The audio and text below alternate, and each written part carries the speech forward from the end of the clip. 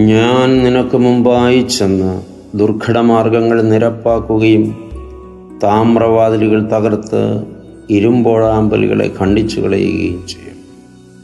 യെശയ്യാ പ്രവചനം 45-ാം അധ്യായത്തിൻ്റെ 2-ാമത്തെ തിരുവചനം.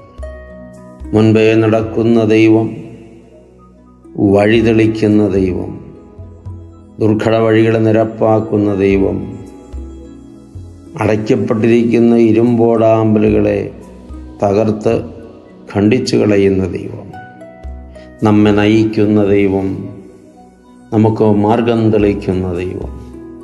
അങ്ങനൊരു ദൈവമുണ്ടെന്ന്, അവൻ്റെ പിന്നാലെ നടക്കുക എന്ന്, അതിനൊട്ടും അധൈര്യം വേണ്ടെന്ന് ഈ വചനം നമ്മളെ ശക്തമായി ഓർമ്മപ്പെടുത്തുകയാണ്.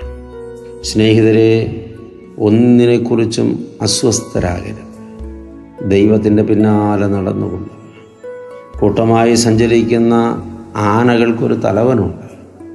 ആ തലവൻ ഏറ്റവും മുൻപിൽ നടന്നു തൻ്റെ പിന്നാലെ വരുന്ന ആ വലിയ കൂട്ടത്തിന് കടന്നു പോകാവുന്ന വഴിയാണതെന്ന്, അവിടെ അപകടങ്ങൾ പതിയിരിപ്പില്ലെന്ന്, ആരും കുഴപ്പത്തിൽ വീഴില്ലെന്ന് സൂക്ഷ്മതയോടെ പരിശോധിച്ചു കൊണ്ടാണ് ആ തലയാന മുൻപേ നടന്നു പോകുന്നത്.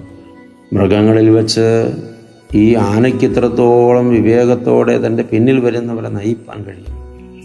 അവയെ സൃഷ്ടിച്ച ദൈവം, മനുഷ്യനെ സൃഷ്ടിച്ച ദൈവം, പ്രപഞ്ചത്തെ സൃഷ്ടിച്ച ദൈവം എത്ര മധുര മനോഹരമായി നമ്മെ കരുതുകയും വഴി നടത്തുകയും ചെയ്യും.